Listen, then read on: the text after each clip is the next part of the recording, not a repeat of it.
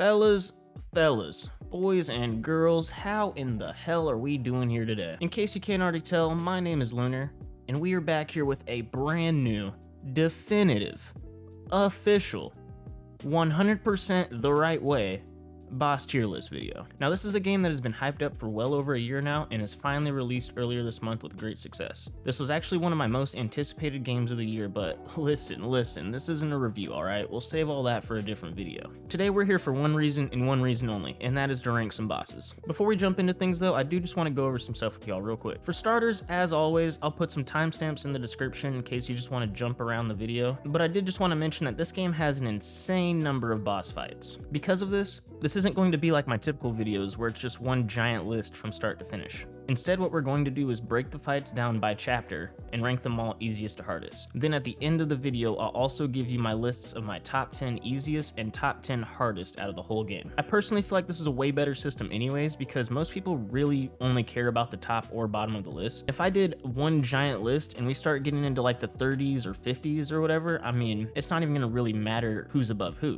What are we even really talking about at that point? Also for these rankings, I'll have a death counter somewhere up on the screen, but that's not necessarily all I'm going off of for these rankings. I'm trying to actually think about what seems like a harder fight than others, but this is also just all my opinion. You might totally disagree with every single entry I have on here, and it really just be like that. Finally, before we go to, there are also some very interesting names in this game, to say the least, and I'm probably gonna butcher a good portion of them. But you'll see it on screen, you know who I'm talking about. If you want to fix my pronunciation in the comments, please feel free to do that. That would be great. All right, I'm done now. Let's just cut all this talking and let's just jump straight into things here with chapter 1, shall we?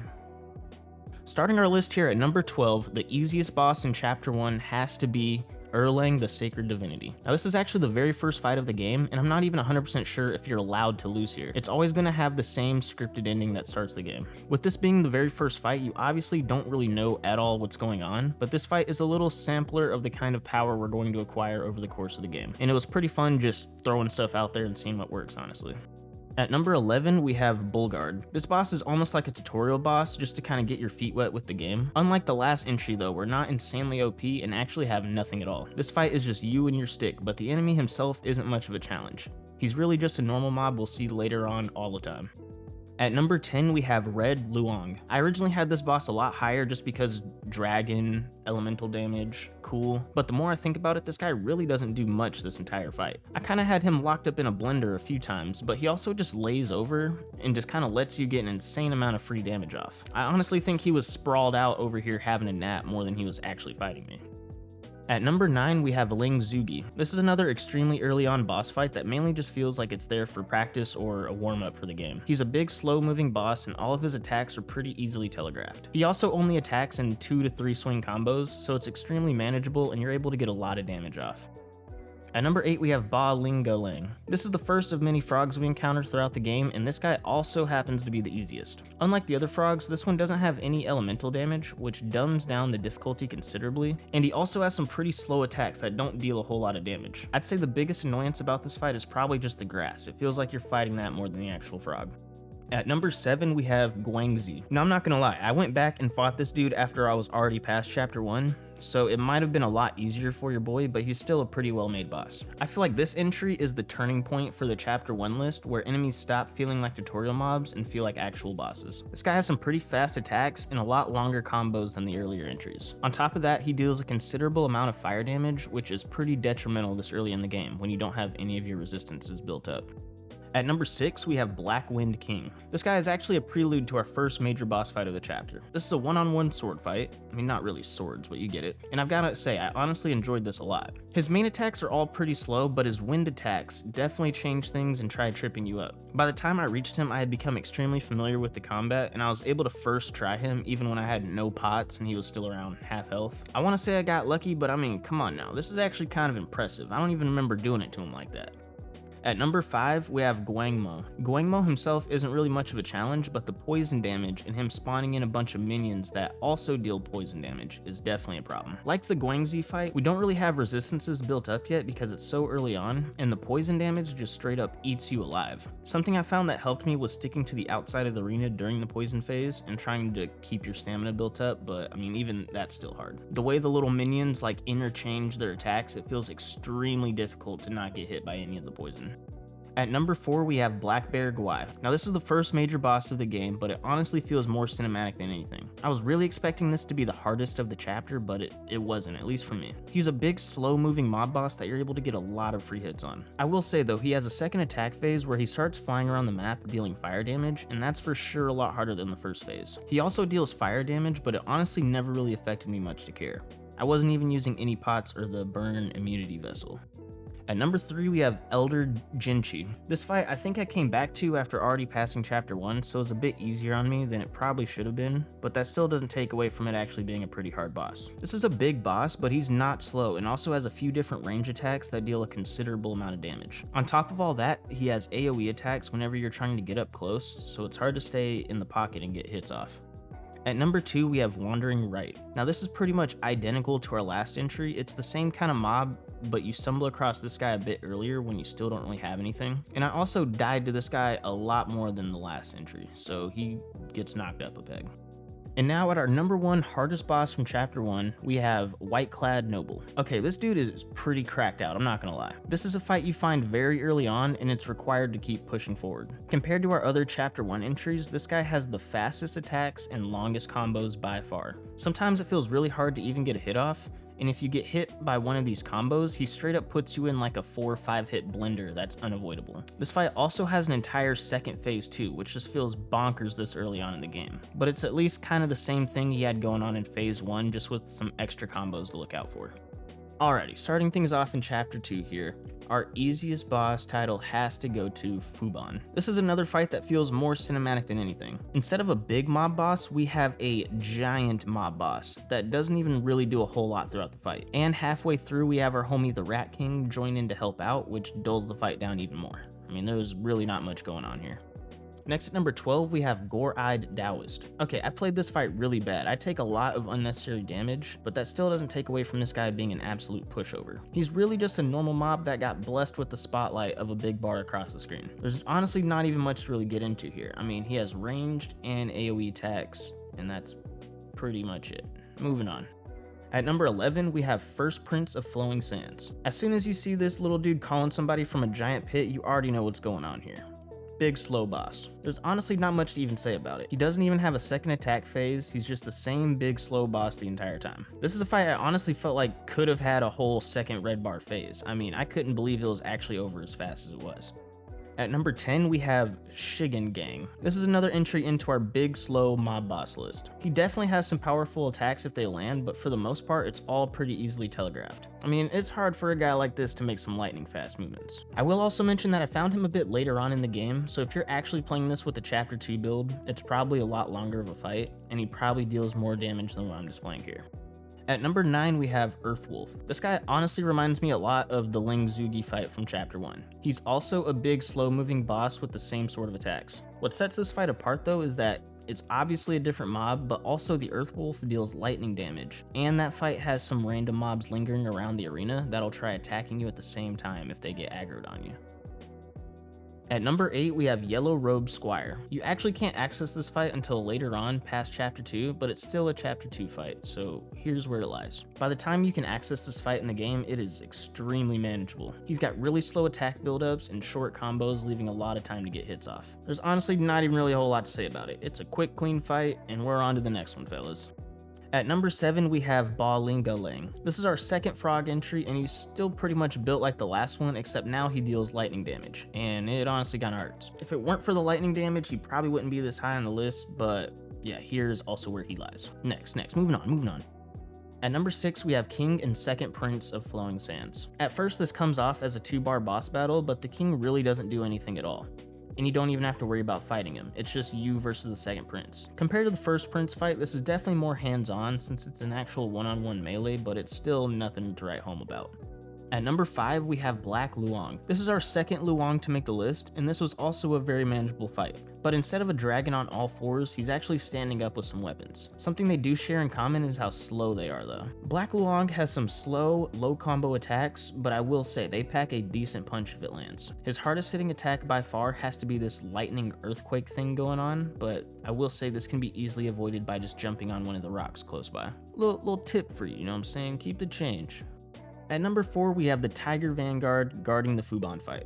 Now this felt like a really cool fight, but I found this pretty late game, so I was honestly just steamrolling him the whole time. I'm sure if you actually come across this fight earlier on when it's available, it's going to be a lot more difficult. He doesn't really have many tricks or any sort of variation in his attack phase. He mainly just has quick attacks and deals a lot of damage.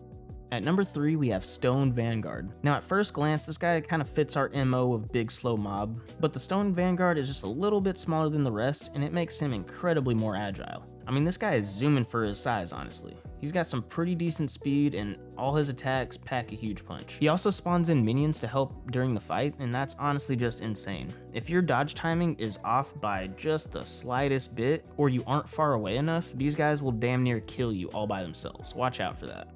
At our number 2 spot, we have the first Tiger Vanguard in the Pool of Blood. Now this was actually a boss they showcased in the early teaser footage for the game, but that didn't make coming into it any easier. For starters, this is a very stand-up fight. It doesn't feel like there's much cheese or BS coming from the boss. What really makes it hard is his speed, long attack combos, and he throws himself around the arena, which messes with the camera a bit. Besides just that though, he also changes up his attack speeds on different combos to keep you guessing on the timing, and even has a rock solid ability to block some of your attacks. I mean, bro's got a kit.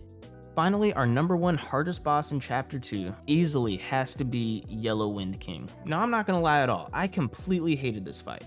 I thought the whole experience was just downright horrible. For starters, this guy has a ton of HP compared to any other boss in this section, and it feels like you're just straight up hitting this guy with toothpicks. On top of all that, he moves extremely fast and has some really long combos that string together almost seamlessly. It feels like there's barely any time to do anything. And if you do end up getting hit by an attack, I swear, they all feel like they just trap you in a cycle and you physically cannot move until the combo is finished, and you've taken every single hit. We haven't even gotten into the sand yet, fellas. The sand? I don't like sand.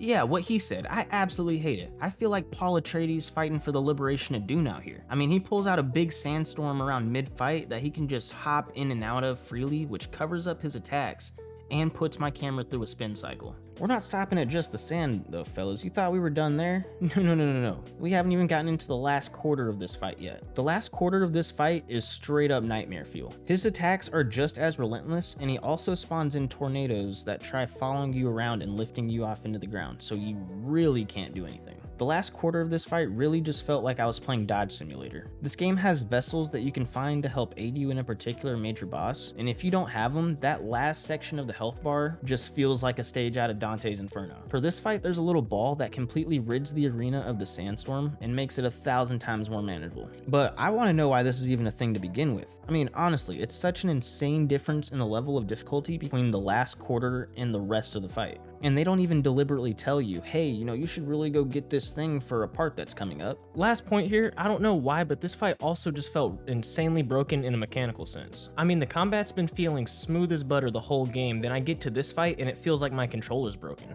Like, I'm trying to press stuff and it's just not happening. I'm not sure if it has to do with the sand in the arena or a sandstorm causing like a movement nerf or what, but something was going on and your boy was not a fan. Alrighty folks, moving on to chapter 3 here. I just want to preface this by saying this chapter has a lot of bosses that have multiple different fights, so I ranked each one separately. I'll try to distinguish which one I'm talking about the best I can, but with all that out of the way, our easiest boss title goes to Mother of Stones. This fight is honestly in contention for the easiest fight of the whole game. It's literally just a rock. That's it. You hit rock, rock go dead, the end. The hardest part of this entire fight is all the random enemies around the map, which is most likely the point, but the boss itself ain't anything special. At number 20, we have Non-Pure. This guy looks like he should be a lot harder, but I had him in an absolute blender. He could not even think about touching me for the longest time. At this point in the game, we're so overpowered, they really should have buffed this guy's posture. If there's any props I can give our boy, it's that his hand can block attacks, which is, I mean, that's pretty neat. That's pretty cool. I like that. At number 19, we have Yellowbrow's first encounter. Now this fight has multiple parts to it, but this section is completely over once you finish it, so I'm counting it separate from the second phase. This is the most normal fight you'll ever have with this guy, but he's honestly a huge pushover. He only has like 5 combos max that he throws out, and he's insanely slow because of his size. During my playthrough, I was really thinking that the final boss for this chapter should have been harder, but just you wait. This isn't the last time we'll see him on the list. At number 18, we have Old Ginseng Guai. This is another boss that's pretty much just a normal mob. He's really slow and doesn't have many attacks in his combos. The hardest part of this whole thing is the fact he's spawning a bunch of minions in to help. At number 17, we have Lang Liga Lang. Again, here we have another frog fight, but this time he has frost damage, and that's really about the only change. The frost damage is pretty crazy though, I'm not gonna lie. At number 17, we have Captain Kalpawave. This guy looks a lot scarier than he actually is, honestly. All this guy really does is slam the ground and shoot out some ranged blood attacks, but even if he actually does hit you, he doesn't do a whole lot of damage to really trip you up. It's a pretty easygoing fight. At number 15, we have Captain Wise Voice. This is sort of similar to the last Captain fight, except this guy is a lot bigger and hits a little harder. Also, instead of the blood damage or whatever that was, this guy does lightning damage, and has some pretty crazy light show attacks in his second attack phase. This is also where he'll get most of his damage, so be careful for these lights.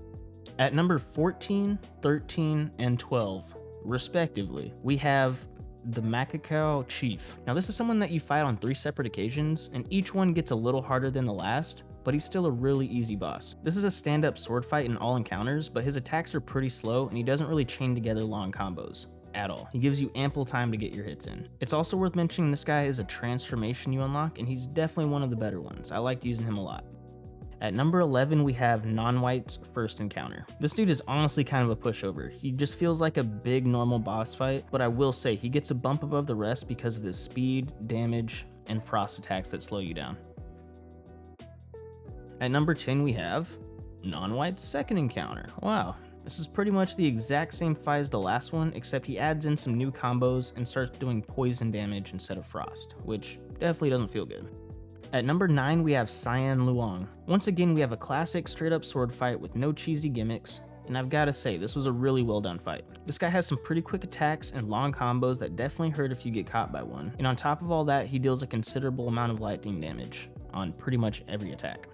At number 8, we have Kang Jin Star. This boss's main form of attack is lightning spells that all have a pretty slow buildup that can be timed pretty easily, but they still do a considerable amount of damage if they land. She can also transform into a dragon and have little Mortal Kombat style fatality attacks, which is pretty neat, pretty cool.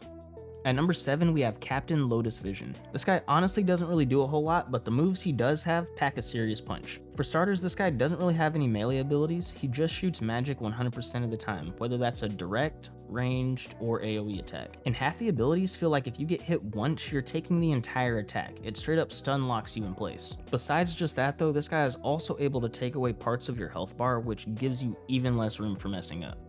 At number 6, we have Non-Able. This is a 2-phase boss fight where he starts out just using his feet, and then in the second phase, he whips out the old pythons and starts throwing some punches too. The first phase is super easy. He attacks pretty slow and doesn't build up many combos, but he still does some pretty fat damage if you manage to get hit. Also, when he gets into his second phase, it feels like he gets a lot quicker with slower buildups, so it changes up the timing for dodges a bit. At number 5, we have Chen Luong. This was another fight that I found a bit later on, so I was a lot higher level than required, so I probably had a bit easier of a time on it than most folks, but this still doesn't take away from how strong he is. His main damage comes from lightning attacks that can either be direct, ranged, or AoE, and he's also pretty decently fast too. This guy is moving for somebody that's over here on their deathbed. At number 4, we have Monk of the Sea. This is a normal mob that we typically just see walking around, but this guy gets some sort of buff for being an actual boss. The boss himself really isn't anything crazy, but what makes this fight hard is the insane amount of frost damage he does. All of his attacks build up frost on your person, and the whole arena is covered in snow, which also builds up your bar even quicker. There's some free areas you can go that don't have snow, but he just straight up won't even go fight you over there. He sits in the snow and waits for you to come to him. But even when you do try to go attack him, you're just getting slowed down by the frost, so it's hard to even attack or roll out or literally do anything over there. At number 3, we have Yellowbrow's second encounter. This fight took me way longer than it should have, but this whole thing honestly just feels cheese as hell. It feels like they fully made this boss, took a look at him, and said, this doesn't seem hard enough for the ending of chapter 3. What can we do? Let's make it so you can't attack him for more than half the fight. You know what?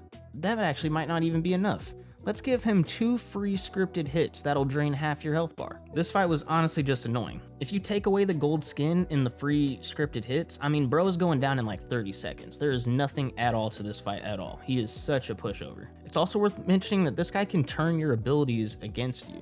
Mainly the Immobilize and little Shadow Clone Jitsu. The Immobilize seems to instantly give him his armor back, and he can turn your Shadow Clones into enemies that attack you. All that stuff right there is honestly fine with your boy. That doesn't seem cheese at all. That seems like a pretty interesting combat mechanic that I feel like they could have explored a bit deeper in this game, honestly.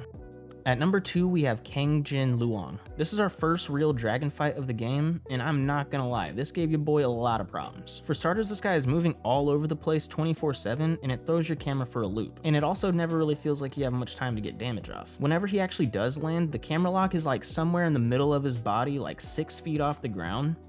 And half the time I feel like I'm honestly just sitting here swinging at nothing. This mainly feels like a game of patience, which I am just absolutely horrible at. I always get cocky and try to finish things up quick, but you really just have to stay in the pocket and wait for your turn. You're not able to overpower this guy.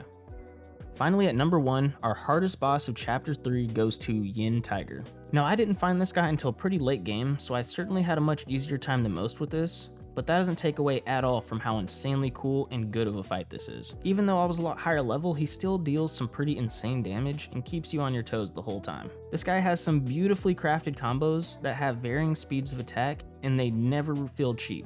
It's never like, damn, this guy is really still attacking. It's pretty easy to find the spots where you fit in the mix. Overall, this was just a very good straight up sword fight. And you can also keep repeating this fight by re-talking to him, which is cool. I went in for a second time and honestly didn't even do as good as the first attempt. He was getting a lot more hits off on me. If I was a lower level, I could 100% see this guy completely smacking me up. And he's also one of the better designed battles, so he definitely deserves a spike up the list. Alright, here to start up chapter 4, at our number 14 spot, we have the Flint Chief. This guy couldn't even really do anything at all until it was already too late. I had him stun locked pretty much the entire fight. He does kind of flop his body around a bit, so that is something you have to watch out for, but there's really nothing to this fight at all. Big rock, hit rock, rock go dead. At number 13, we have the Scorpion Man. I don't even know who this is or where he came from, but this guy just pops up randomly during a totally separate fight, and he's kinda helping you out, but I'm able to aggro on him, so I don't think he's friendly. I mean, I don't even really know what's going on. Either way, you're helping one of these bosses gang up on the other, but we're not here to talk about Duskvale just yet. Let's just keep moving on down the list. At number 12, we have Buddha's right hand. It's not a hand the whole fight, but at least 75% of it, you're just slapping a hand down a hallway. And there's really not much else to it. I will say though that the hand moves around quite a bit, and the arena you're fighting in is super tight, so there's not a lot of room to maneuver. At number 11, we have Second Sister. I don't even really know what else to say other than I picked Shotty up, threw her in a juicer, and made spider juice. I mean, I had her stunned, locked, signed, sealed, delivered, you name it. She could not do anything for the longest time. At this point in the game, I think this might have been one of my quickest fights too. I mean, it was over before it even started. Your boy is not the biggest fan of spiders, so I wasn't trying to revel in the moment at all. I wanted this fight done ASAP, and it was. At number 10, we have Centipede Guai. At this point, it feels like we've fought about 10 or so other bosses that have about the same or similar attacks to this, so it's honestly a walk in the park. What sets this one apart though is all of the poison damage he deals throughout the fight, and all these little mini centipedes he throws at you. These could definitely be fatal if you're not careful. I was getting hit by a good bit of them. At number 9, we have Baji's first encounter. Now, I am sorry for doing our slime like this, but bro got worked. His attacks are really slow with small combos, and he also gets his posture broken incredibly easy. It felt like he barely even had a free chance to attack me. At number 8, we have Commander Beetle. The hardest part about this whole fight is the whole class of students trying to fight you at the same time, but once you get this guy isolated, it shouldn't be much of a problem. This guy moves pretty slow, but definitely deals a sizable amount of damage if you end up getting caught by his hits. Besides just that though, he also has ranged poison attacks that home in on your position, so watch out for that. At number 7, we have Venom Taoist, first encounter. He moves decently quick and deals some pretty good damage, but at this point in the game, I mean, he's just not even a contest. I will say, this guy also got absolutely mopped, but it was still an enjoyable fight. At number 6, we have Venom Taoist second encounter. Just like the last fight, this is a nice stand-up one-on-one. He has a mix of short and fast combos, and some combos that are long and drawn out to keep you guessing on the timing. And he also has sort of a second red bar phase, because once you get him down to about half, he replenishes all his health, but it also looks like a bit smaller of a bar now. At number 5, we have Violet Spider. This fight was definitely a lot harder than the second sister fight. Once again, we don't like spiders around here, so I am trying to get this wrapped up as quickly as possible, but this spider doesn't get stun locked as easy, so she's actually able to walk around and attack and do stuff. For the most part, she still follows the normal big mob shtick of throwing their body around, but this spider also shoots webs all over the arena that can slow you down and trip you up when you're trying to dodge out of the way of an attack. At number 4, we have Baji's second encounter. This fight starts out similar to the last one where we're just absolutely mowing through this guy, but at a certain point he transforms into a huge pig, and from there it feels like we're just trying to dodge out of the way more than actually attacking. This boss arena also has sledge all over the ground that slows down your movement speed, which ultimately shortens your window for dodging. At number 3, we have Duskveil. Now this might be one of my favorite fights from the whole game. I don't know why, but I just loved this. He doesn't have any sort of crazy overpowered attacks or final phase. This felt like a good, clean, stand-up fight. As I mentioned earlier, you have Scorpion Man helping you out for some reason on your first attempt, but if you can't beat him on that run, then Scorpion Man goes away and you have to do it by yourself. This guy honestly reminds me a lot of Malekith from Elden Ring, just a little dumbed down. His attacks feel really similar though. This is a big mob, but he actually moves around quite fast for his size. He's also all over the map. It feels like you can't ever really get away from him without him just jumping straight on top of you. It's also worth mentioning that this fight has a complete second health bar phase that adds extra attacks and elemental damage you have to watch out for.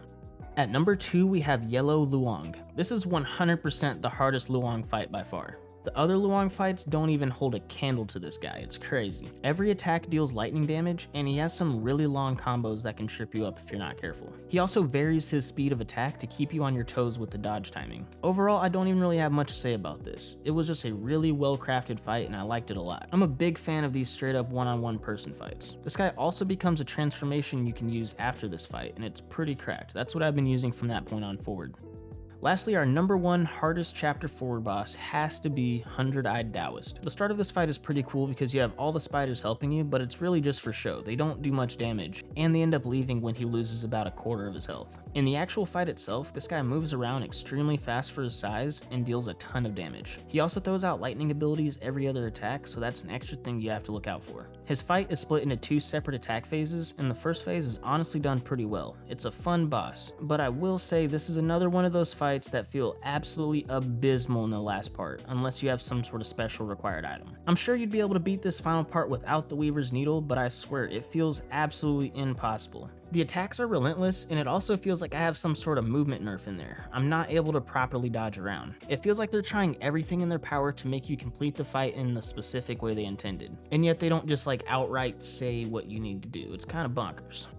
Alright folks, moving on to chapter 5 here. Coming in at our lowest entry, number 14, we have Father of Stones. Unlike Mother of Stones, this guy actually moves around and does stuff, but I think he only hit me like 1 or 2 times. This guy really did nothing at all the entire fight.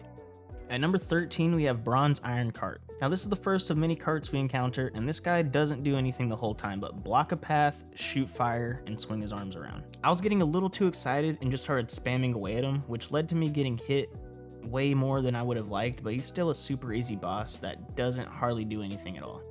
At number 12, we have, drumroll please, Gray Bronze Cart. What? Oh, who could have guessed it? This is pretty much the exact same fight as our last entry, except it's a different path that this one is blocking. Very inventive stuff we have going on here.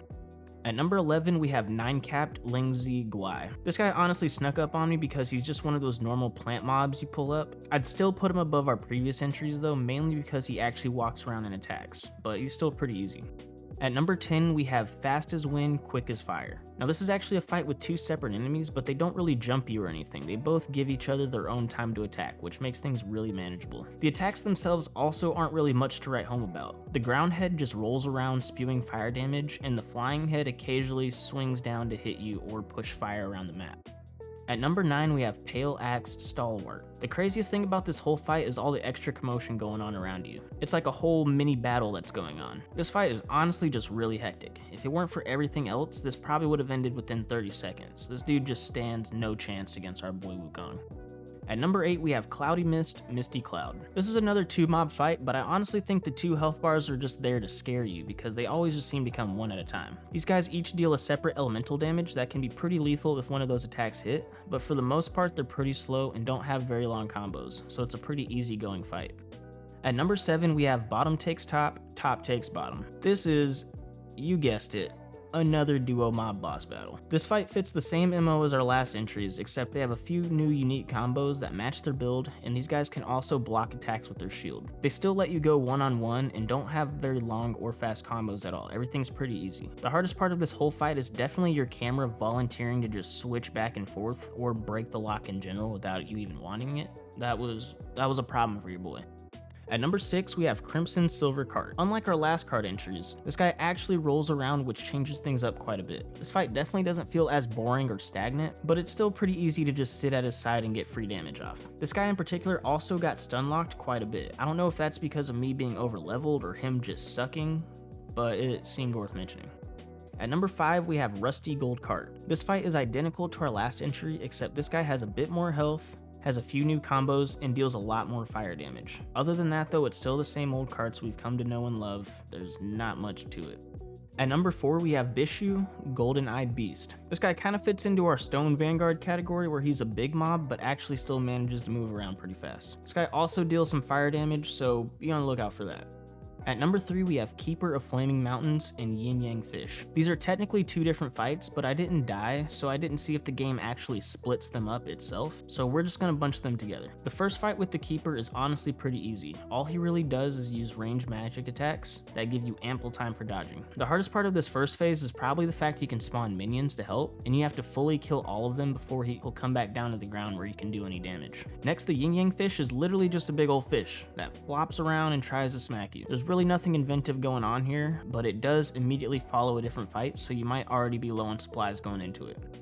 At number 2, we have Red Boy. I'm not even gonna lie, this dude completely got me. I thought we were just trying to help the nice fox lady the whole time, but he was playing us from the jump. Getting into the actual fight though, it would be hard to start this without talking about the fire damage first. Every single attack deals fire damage, and some of them even cover the map in fire. It doesn't ever feel too overpowering. I mean, I never even really used resistance potions or spells, but it's definitely an annoyance that'll drain your health much quicker. On top of that, this guy is continuously attacking, and it feels like you never have a second to get closer or do something. I will say though, we are absolutely frying people at this point in the story, and he's no different. Once you get into the flow of things, this is actually a pretty quick fight. I was pretty surprised that it didn't have a second phase, but then we got into the cutscene.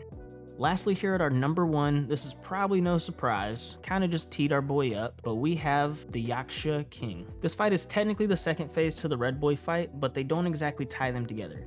Once you beat Red Boy, you don't have to keep beating him to fight Yaksha. This fight plays extremely different from the Red Boy fight. Now instead of the staff, he has 2 swords for his arms, and his attacks somehow feel even faster. I mean, he's out here moving. He also has very long combos and can grow his swords bigger for a range attack, so it's hard to even make free space to heal or do anything. Most of his attacks also have a sort of fade ability where he'll kind of like fake you out with the swing before he actually does it, so that's something else you also have to look out for. I do want to mention that I almost beat him the first try after Red Boy, but got completely joked on like the last hit. I don't know why that's always the most stressful part, but yeah, after that L, he had me in the blender for the next couple lives. I couldn't get him figured out. Alrighty folks, we have made it to our final chapter in the story here. Coming in at number 11, our easiest boss of chapter 6 is Giant Shigengang. These kind of fights are always really weird to me. I hate a stationary boss that just waves his arm around and shoots stuff. I don't even really need to elaborate any further than that. That's exactly what this fight is. He just waves his arm around, and you just wait your turn to hit them. I will say though, my first time coming into this, I didn't find out how to deal significant damage until it was too late, but all you have to do is focus the blue crystals on his arms, and it should be a breeze. At number 10, we have Poison Chief. This kind of fight this late into the game is honestly laughable. I mean, this dude is a straight up rock, and I am Sun Wukong incarnate. What are we talking about right now? This guy is a big, slow pile of rocks that slams the ground and throws out direct and AoE poison attacks. In terms of the food chain, homeboy should be just straight bowing down to us right now, but whatever, we'll move on.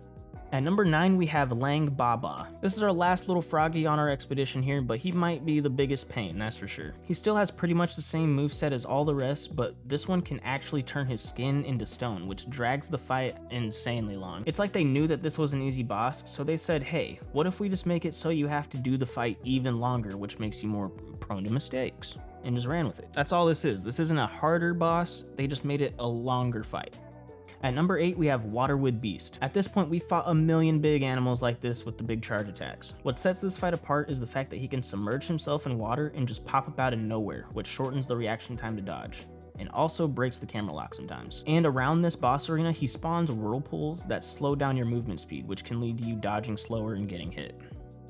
At number 7, we have Golden Rhino. Now this fight suffers the same syndrome as number 9, where they're like, how can we make this a harder or longer fight? Give the boss crazy armor, that's it. As the name indicates, the entire Rhino is covered in gold, which leads to him taking considerably less damage. The fight itself isn't anything special, but this is mainly a patience game. You're going to be battling with yourself to stay focused for as long as you need to without getting careless. It's also worth mentioning that if you break his horn, it'll break his shield a bit, and it'll take more damage, so aim for that Rhino horn. At number 6, we have Zhao Luang. This is one of the last Luang fights, but I would say this is probably our second hardest, at least out of that little family. It feels like a really standard fight, but like the water beast, Zhao can just go underwater and pop up randomly, which can be hard to time. At number 5, we have Cloud Treading Deer. This is a big, slow-moving boss that's pretty easy to get hits on. I feel like all bosses like this kind of have the same moveset where they charge you a couple times, swing their head left or right a couple times, maybe slam some feet. Moral of the story, it's highly predictable by now.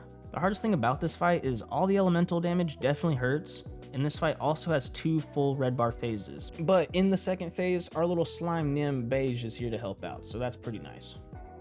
At number 4, we have Emerald Armed Mantis. Now this was a really well done fight, I enjoyed it a lot. I feel like if they threw this guy in chapter 5 instead of 6, he actually would have been an insanely hard fight, in a good way. But at this point in the story, he's taking a lot of damage, which speeds up the process quite a bit. In terms of combat, he has really fast, close, or range attacks, and long combos that can lock you in a cycle if you get hit. He also has a second attack phase where he adds in more combos and deals more damage. At number 3, we have Stone Monkey. This is a prelude to the final fight of the game, and it definitely feels like that when you're in the heat of things. The main kicker of this is that there's 2 separate full health bar phases, but the first phase honestly feels like such a breeze. All you really have to worry about is the second. In the second phase, he splits into 2 people, which can feel a bit overwhelming at first, but they never really gang up on you. They kind of let each other have a turn fighting, and you just have to dodge an AoE attack from the other one. At this point in the game, you're so unbelievably OP, he doesn't really stand a chance once you learn the moves. But it was still a really enjoyable fight, no doubt.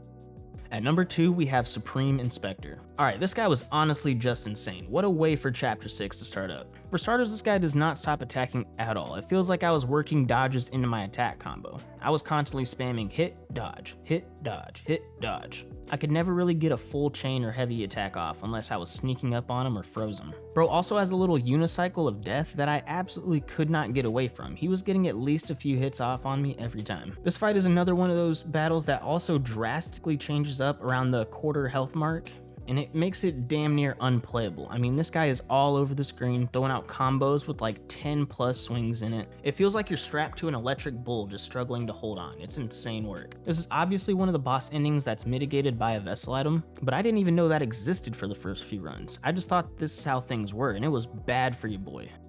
Alright, at number 1, our hardest boss of chapter 6 is no mystery.